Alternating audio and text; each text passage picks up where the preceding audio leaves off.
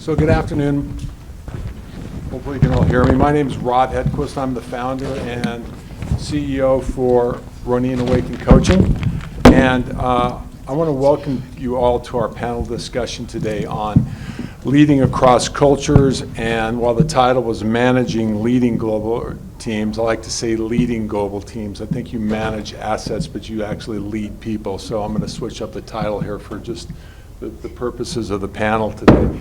So in today's interconnected world, the ability to navigate cultural complexities and lead diverse multinational teams has become a critical competency for top-level executives.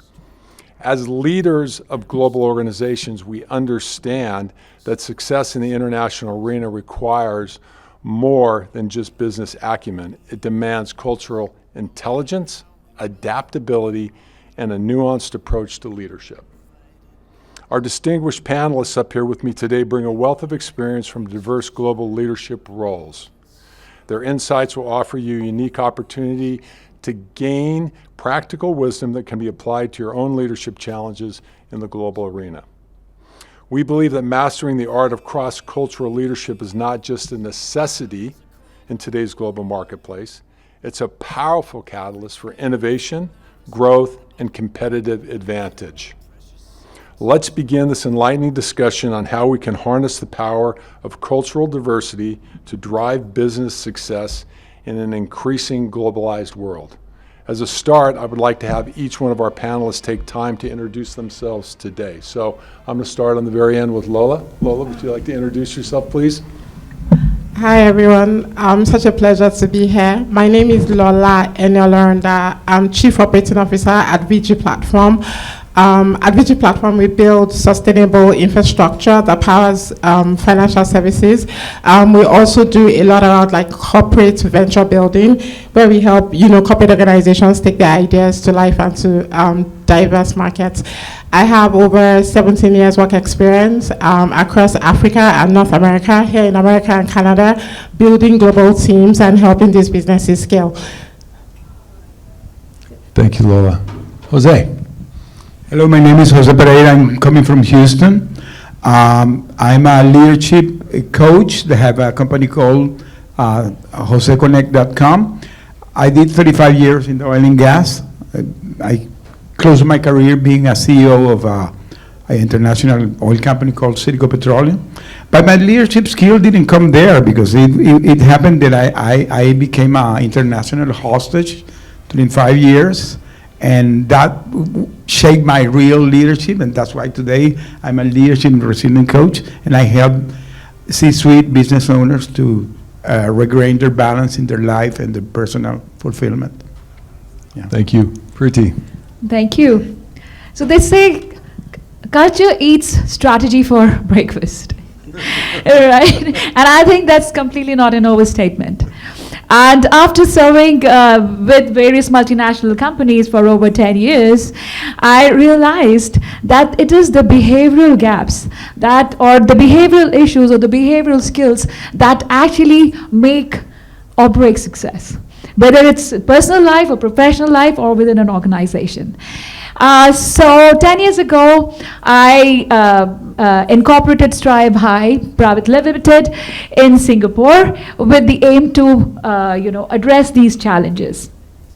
So Singapore strategically is very well located, where I always like to say where East and West meet at the best. The reason is because we have great policies. The business policy is so conducive for all the multinational organizations to function, and we have multicultural workforce, so it works very well. We do behavioral audit. We help organizations understand their problems, the behavioral problems. We create whole suite of learning intervention and address those challenges, and I'll talk about it soon. Thank you, Preeti. Crystal, please. Hello, I'm Crystal B. Clark, data management professional, leading and delivering high-profile digital solutions for multiple Fortune 500 and 100 companies successfully. Very important. Through my leadership journey there, I had to attribute quite a bit of my success to me bridging the gap between technical expertise and personal growth.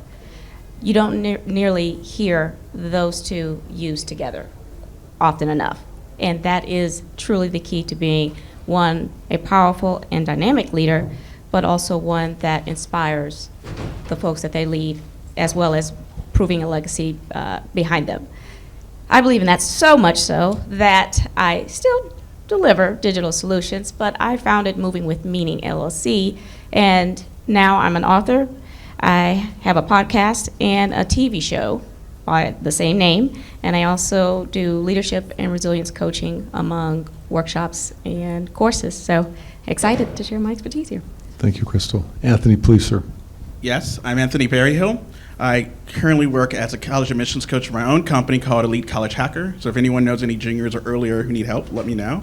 I think that also relates to this because 60 to 70% of the students I work with are from Asia and Europe, and so you can imagine those some of those competitive pools, which also requires me to really understand things at a global perspective and other cultures. And that was also something I needed to do when I myself went through Stanford for undergrad, Yale for a PhD, being low income, super low income, when no one knew what that meant. On the business side of things, this has also been relevant. I worked for an expert network firm for about 8 years, five years on the client servicing and sales side doing the grunt work, and then 4 years creating their global learning and development programs, particularly around tech training, soft skills training, and my specialty, onboarding. And then I worked at PIMCO as a vice president of program management, where the mandate was, to be very blunt, to get people from other countries on board, even when it was hostile to do so, even for good reasons. So I'll talk more about that in my comments, but that's my general profile. Thank you, Anthony. And I'm going to start with this first question with you, if you wouldn't mind, if that'd Sure. be okay. All right, great. So Anthony, what are some best practices, or what are best practices for managing and leveraging diverse global teams? Sure. So I think the first one is to make sure your house is in order.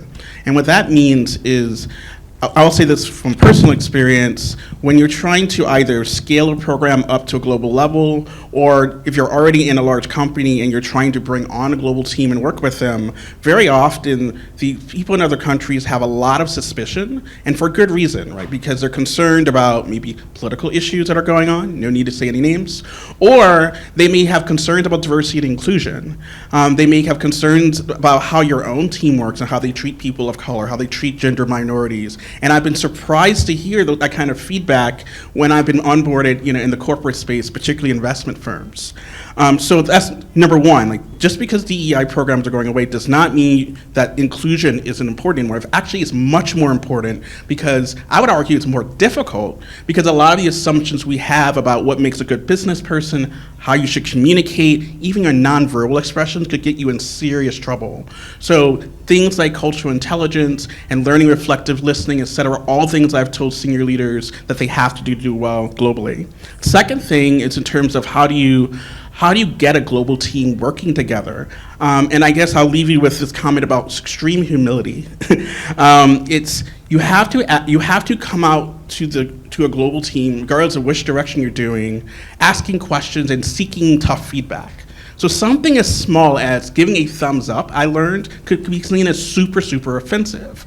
Or in a lot of American companies, there's an extroversion bias, right? You're supposed to speak up and ask questions. In many cultures, that's completely inappropriate. And you can really quickly get in trouble if we, let's say as an American executive, if we think that the way we do things necessarily fits a global, people from other countries and other cultures. So I would just leave with those two things on a high level as two best practices that have kept me out of trouble, but also saved executives that begged me to help them when they got themselves in trouble. Thank you, Anthony. Lola, do you have any comments with regards to the global best practices? Yeah, sure. I think the number one thing I would say is really decentralizing decision making as much as possible. Like, it needs to get really, really, really close to the ground, especially if you're coming into a different country, because again, the culture matters, right? And the way things are perceived, can be significantly different. So I might say something and somebody else may have a completely different interpretation of the same thing, right? And so how do we make sure that you are listening, essentially, and really digging deep into the local realities and listening in from there? Thank you for that. It takes me to this thought process that some cultures really value direct, assertive leadership, as we know, and then others prefer more a collaborative, consensus-driven approach. So Crystal, how can leaders strike the right balance between these styles when managing culturally diverse teams?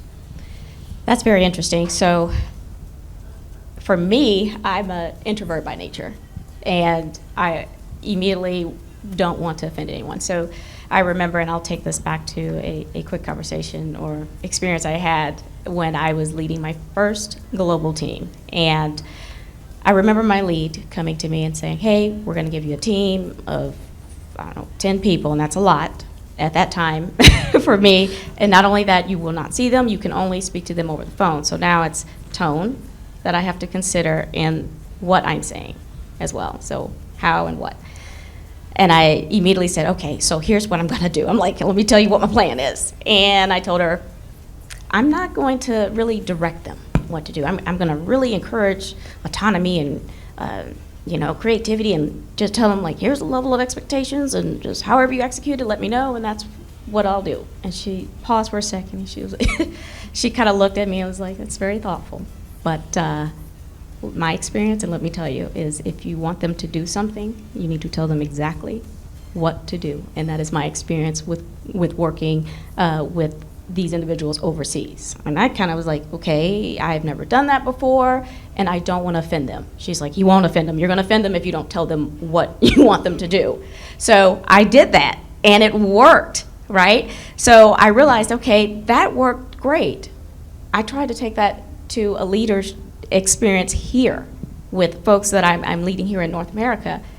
No, absolutely not. They value autonomy. They value innovation and being allowed to be creative and to look forward into bringing those different goals and what they like to life. So I think I looked at it as, and I look at it as a mix between a democratic leadership with coaching. And I always look at it from, one, setting the expectations, and then asking, because as a leader, you need to be able to meet people where they are. And so asking, how well do you work? What is your style of work? Now, some individuals do like the authoritarian, where they say, like, give me my task list, etc., and I will meet them there. But I think as a great leader, that is not a path where I want them to leave my leadership.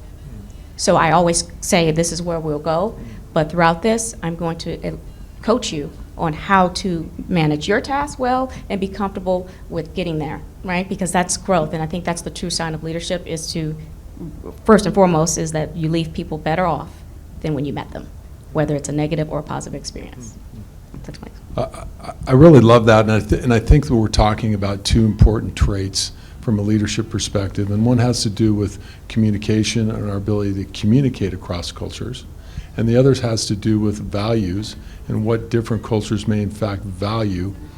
And so how do we like bridge that gap when we're working with multicultural diverse teams? Thoughts from anybody in the panel? Go ahead, Jose. Please. Yeah, I want to mention it because, the communication and understanding the values is so important. And the first thing that a leader is working abroad is understand what is the culture. Exactly what are the values, what are their beliefs, their religion, their customs. So you need to understand that, because maybe you have some beliefs, and if you don't see what they're doing, what's the normal thing there, maybe you can be making something wrong. So the first thing you have to do is understand their values. The first thing. And after that, having a way to communicate, because some culture you can have a direct communication. Some culture you have to have an indirect communication. So you need to understand that. So that's very key in any interaction with another culture. Right. So just to expand upon that, so I'm going to go to Preeti and pose this following question. So what are the key cultural challenges that global teams face in communication, and how do these differences impact collaboration and team dynamics?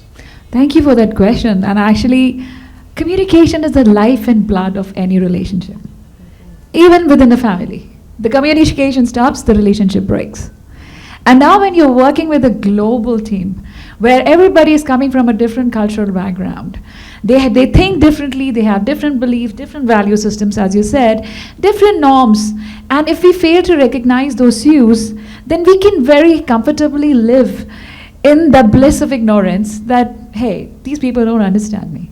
Like she said, the same things that work in the United States don't work in, say, Hong Kong, China, India, Singapore. Now, just show of hands, how many of you have worked with any other country apart from US and Canada? All right. How many so can you name one country? Say India? India? Apart from Indians? Okay. Do you know how to say hello in that language? Voila. And thank you? Very good. So, these little things, when you talk to people and you talk to them in their, in their own language, you connect with them with their heart.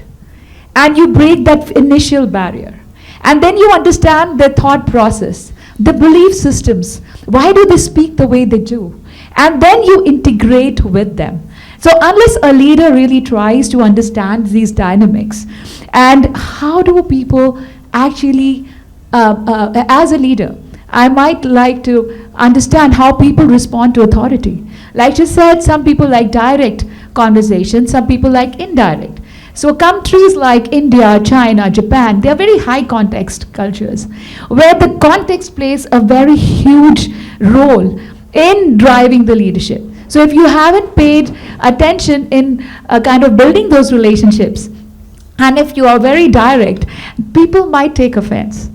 And whereas in the US, in Germany, in UK, people are a lot more direct. And if you kind of be like, if I do it like this, will that be all right? And like if you're working with India and China, you would probably know the courtesy goes so long that people get frustrated. What are you even trying to say? It's not, it's so ambiguous. So how do people respond to authority? Does yes mean really a yes? Or is yes just because this culture has been taught that you must only say yes to seniors? So should I then again ask, if you've really understood, could you repeat what I just said and what you would be doing? And how do I give a feedback? Because giving feedback means that people are receptive to that feedback. What kind of feedback should I be giving? So, so should I be direct in that? Should I be indirect? Should I be more polite? So I think those are certain factors that as leaders, as global leaders, when we are trying to understand, because it really affects the dynamics between the team and coherence and building it together. So, I think those are the things that we really need to pay attention to.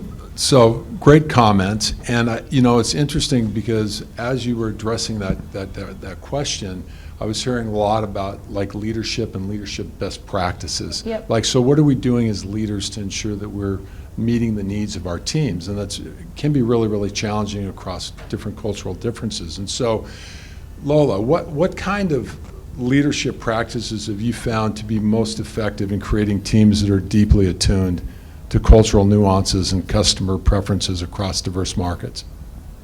Yeah, that's a great question. And I've been both at the receiving end, where I've had people come in and I'm like, what's going on here?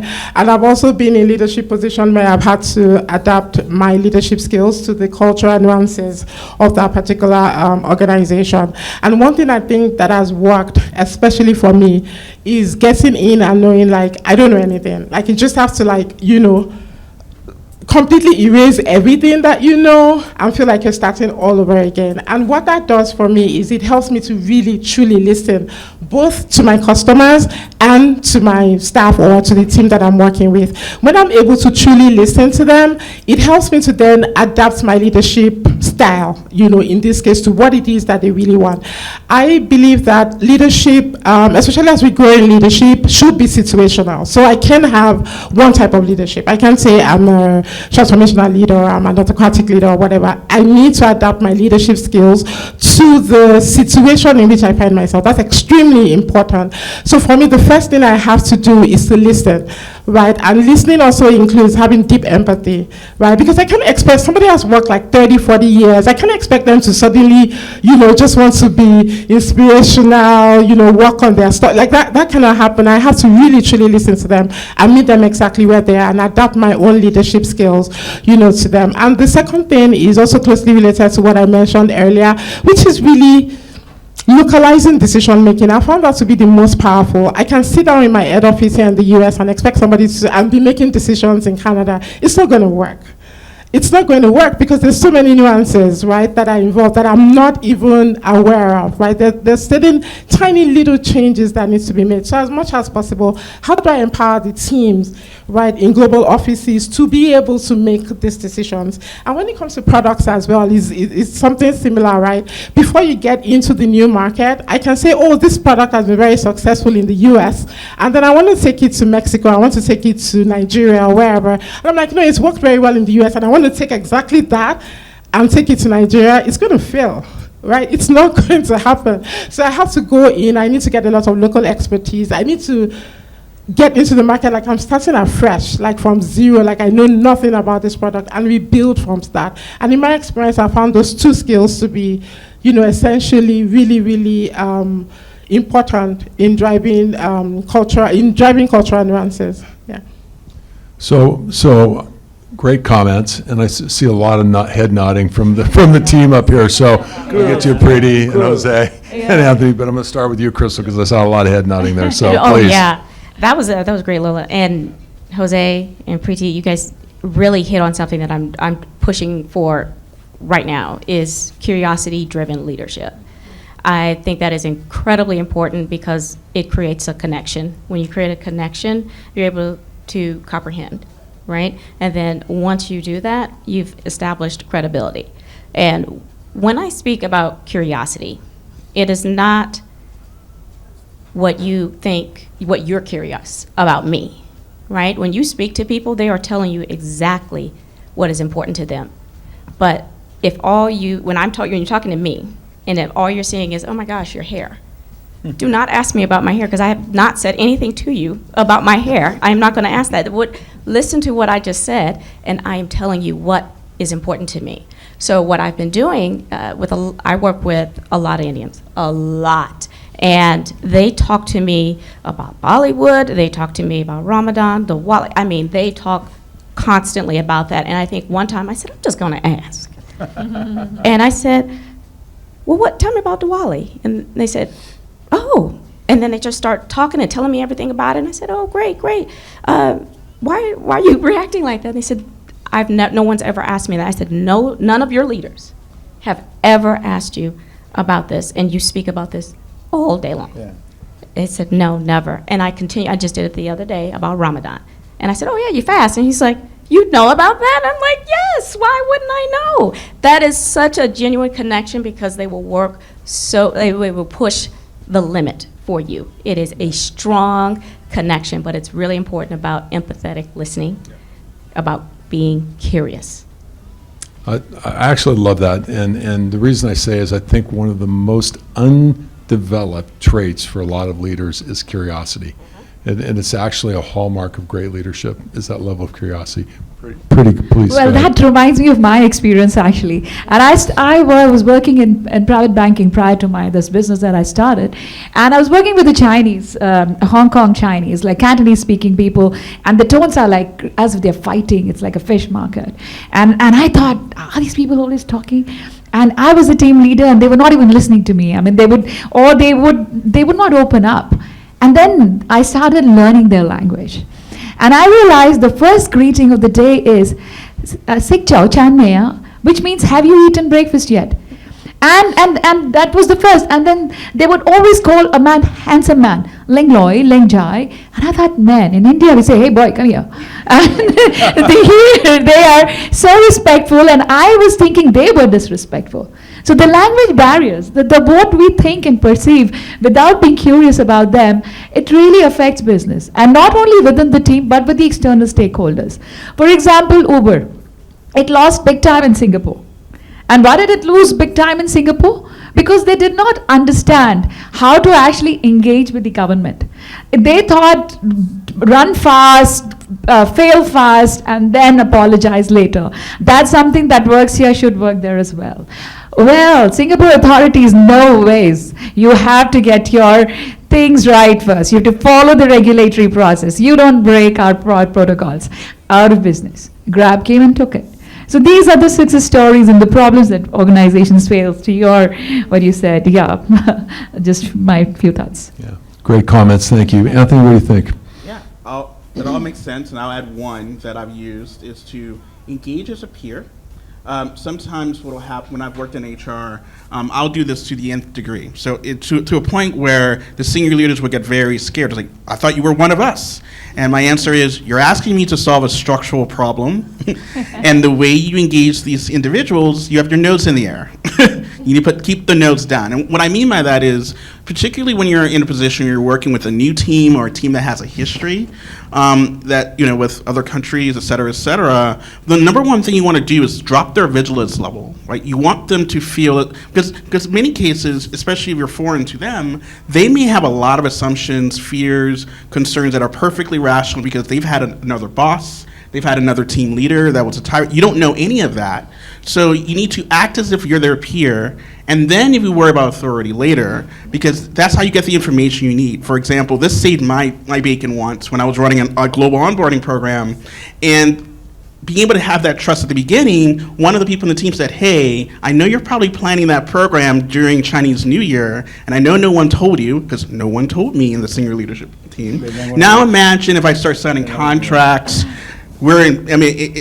I can't say, oh, the senior leadership team screwed me, right? So I would say for everyone, when you're engaging as a senior leader, try to drop, sometimes we have that, I don't have a term for this, I'll need to write it someday, but we have that kind of way of speaking to each other in corporate speak, things like owning the room, all that stuff. If you present that to a global team, you are setting yourself up for serious problems. So be mindful of that, at least in your initial conversations, so that when you do need to act with authority, you already have their trust, and that you're not just read as another person trying to steamroll them. Thank you, Anthony. So I'm going to kind of shift from like best practices to like leadership competencies. So Jose, can you discuss the importance of like leadership competency to adapt to cultural contexts and effectively communicate and work with people from different cultural backgrounds?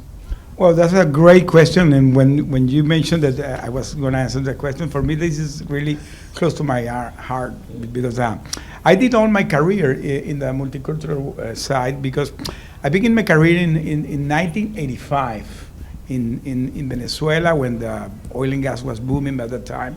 But I grew up there when there were a lot of American companies. And by the way, I am a third generation. That my grandfather came from Netherlands to the Maracaibo Lake, so I was integrated in that. And then when I began to work in the multicultural side, you begin to work with a lot of cultures. I remember beginning working with Italians, and after that working with Japanese, two cultures totally different. The Italian were driving me mad because they are yelling all the time. It's like a fish market, like the Chinese, because I work with the Chinese too. But something that really, really is what really connect with the people is the human side. No matter what culture you have, no matter what religion, no matter what belief you have, the only way a leader can connect is through the human side. Being empathetic with the people, understanding them, and connecting them in the human side. I today have a WhatsApp group of a Japanese company that we worked 30 years ago. and all of us are already retired, and now we are talking about our grandsons. We became friends forever. Oh, very cool. So, and my wife, she learned how to cook Japanese because they teach them how to do it. Because I heard somebody today here saying that you need to treat employees like your family. And that's the real connection. So that's the real connection. So in the multicultural side, you can have many things, but really you need to connect in the human side. But again, as I said before, you need to understand the values. You need to understand everything in the way they communicate, because maybe you're used to doing a way. Normally in the Western, you used to be very direct, because there's a way you connect, because you're going to be honest and transparent. That's the way the Americans or the Germans can think. But if you try to do that with the Japanese, you're going to have problems. Or even in Latin America, in Latin America, the people are different. So I remember here in the U.S. a lot of companies having issues, try to deal with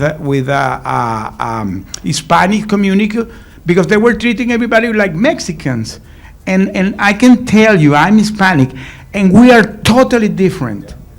If you're dealing with an Argentina, it's totally different than a Colombian, and totally different than a Venezuelan. The Mexican, no way, totally different. So even the Asians, I remember have to deal with Japanese and Chinese at the same time.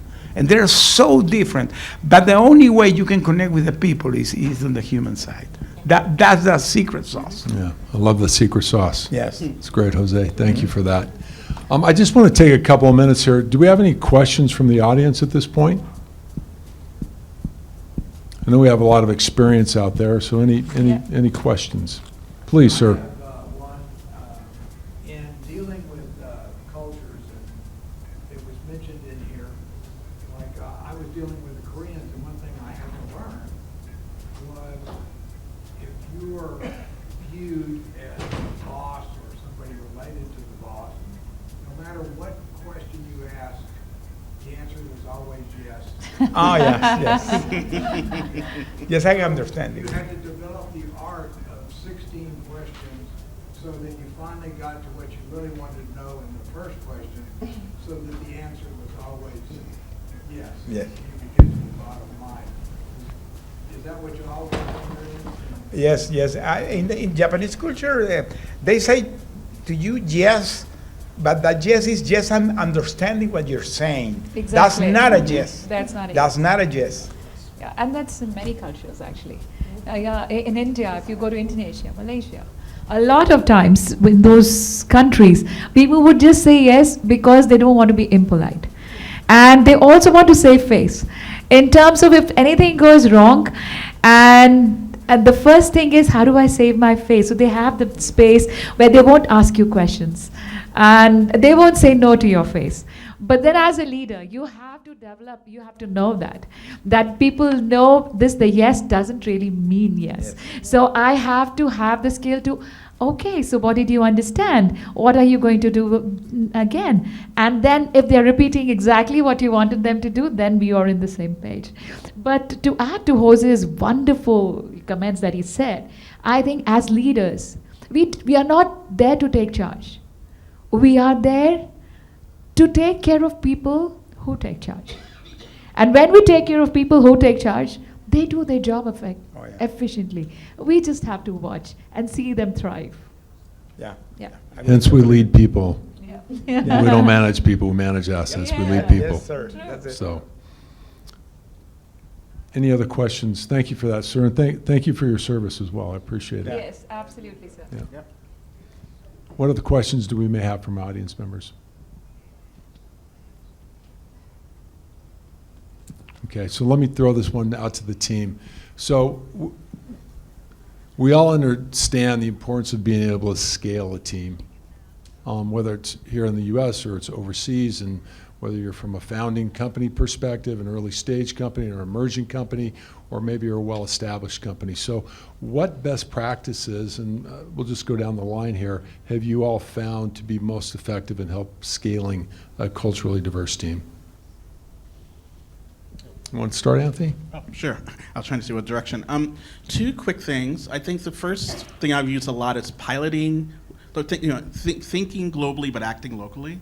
So piloting where you are and maximizing that, and then finding people who can be your advocates in other countries, and having those conversations about your methods, what you're thinking, and then that gets to the second part, which is designating people to be the boss where they are. And that's been super, super important, because I can create a global framework all I want. There's a lot I don't know, right?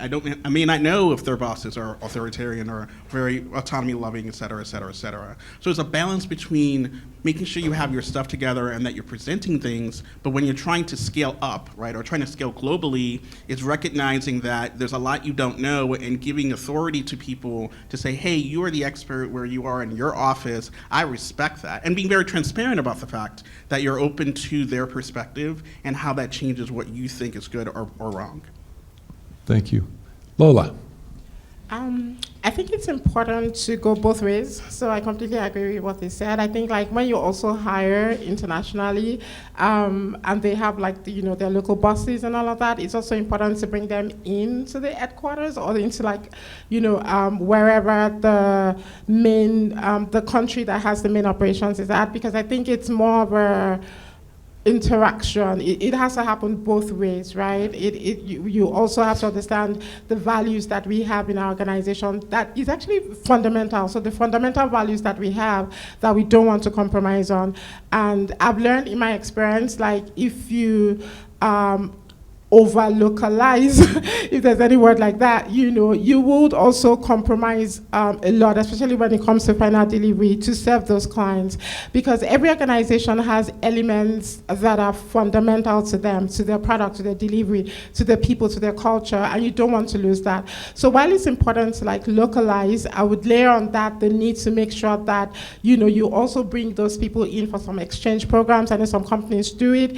They bring in, 3, 4, 5, 6 bosses in there. They work in maybe like the US for like 6 months to really understand, the fundamentals of the organization, and then you take them back in. Thank you. Go ahead, Preeti, please. I think I'm really at this stage. We are a 10-year-old company, and when we founded earlier in Singapore, and now we have operations, like we're working with professionals around 20 countries. And the thing that has worked for me is to actually do extensive market research, understand what is the need of that particular market, and then understanding their sensitivities, then creating partnership in that part of the world, and getting people involved from that part of the world. While we are offering our value proposition, but localizing and using the partnerships locally to address those challenges. And so keeping the core intact, and yet empowering people to address their own needs in their way. So, and that is how I found that people felt very included. And they feel that, oh yeah, I love this, this is great. And whatever obstacles are, we are there, okay, what are your problems? We just keep solving it, and empowering them. And that's the strategy that's worked with me. There is a great example of what you're saying. That KFC has been very successful in China. Yeah. And you can see they because they adapted to the Chinese culture, and then they fry the chicken the way the Chinese love it, and they have been very successful. You can find KFC all over China. Mm-hmm, mm-hmm. Yeah, thank you for Actually, that. KFC is a very, very great example. So I've taken KFC in the US, in Latin America, in Africa, like and it always tastes so different. It tastes so local, right? Like you literally feel like you're eating the local food. So they've done a great job sort of like really adapting to the local realities. And at times, it's much easier to scale a larger company Yeah. that has a large footprint in the United States, well-known brand, food industry can be a little bit, at times, easier to scale. I don't know, Crystal, what are your thoughts on scaling? I was just gonna. I was listening to Anthony, and I was like, okay, you took mine. So, yes, I would definitely go with piloting, but I want to look and ask folks to consider the business model, and not look at the cost, because we have this 80-20 that we want to do constantly, which is 80% offshore and 20% onshore. What happens is you end up strapping the folks that are onshore and quadrupling the roles that they have to take with the cost of offshore. And that's very difficult. And if it doesn't work, then we need to switch up the game in that manner. So I would look at it from a piloting perspective, have your business model organized, and then reevaluate and reflect on what the results yielded from there, and listen to the folks that are actually being performed in that. What you also want to consider with the offshore models, they run separately. So how they run their businesses are not the same way that businesses are run here. That's one of the biggest things that I always experienced when I was working with individuals and leading them offshore. They would ask me, like, it has to be exactly right. And I said, well, that's what testing's for. It's like, no, when we do our business and when we develop, we get evaluated on how many errors that throws. And I said, well, what were we gonna do? Well, what's testing for? And they're like, well, I'm just telling you, don't tell nobody I told you this, you know. But it doesn't work from a people perspective. It doesn't give them the freedom to fail and to learn, right? It doesn't always work that way. So have a little bit of input and insight into the business models when you are working in different areas. Okay, great. Jose, did you want to touch any more on scaling? Well, I believe that mostly the people really mentioned what I was going to say. So, but for me, the importance of this, because you talk about business model, you talk about how you, yeah. But I believe that at the end, you have to, even you have your own business model, you always have to adapt to the situation. Yeah. Right. No matter what. Because if you want to try to do the same, that doesn't mean that you have to tailor-made it, but you need to adapt to the situation. Because it's not, you're going to receive pushbacks. Fantastic. Okay, thank you. I just wanted, we've got a couple minutes left here, and we're kind of at the end, but I just want to give all the panelists an opportunity if you want to have any closing remarks, and then let people know how they can reach you. That'd be great. So please, Lola, we'll start with you. Okay, it's been such a pleasure doing this. So you can connect with me on LinkedIn. Lola Eniolarunda is my name, or you can also check out execute.io. I think we're one of the sponsors there, and contact me directly. Thank you. Jose? Well, I have a webpage called joseconnect.com.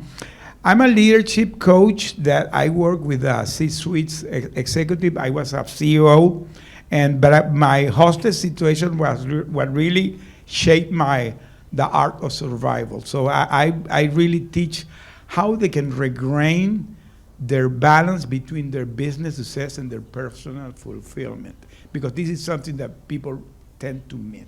So if anybody wants to connect, I have joseconnect.com, and from there you can go all over the place. I'm all over. You can find me in LinkedIn, in Facebook, in Instagram, Twitter, YouTube. I'm big in YouTube. I'm big in all of them.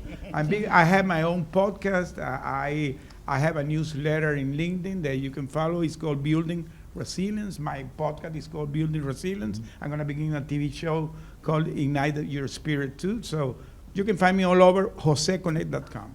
Thank you, Jose. Preeti. Wow, that's amazing. So if any of you are looking at building multicultural teams and expanding especially to Asia Pacific, the companies who feel that the teams are missing their goals, then we are here to help them, the companies, the teams, departments, identify those challenges, the behavioral skills, the gaps that are there, and create a whole learning solution for them. You can find us at strive-high.com. Just Google Preeti Dubey, Singapore, and you will find a few pages on Google, on LinkedIn. So just reach out. I'd be happy to work with you all, support you all, and learn from whatever you have to offer. Thank you so much. Thank you. Crystal, please. One Stop Shop is movingwithmeaning.com. You can connect with me on LinkedIn. I'm pretty much on all the different social media platforms as well.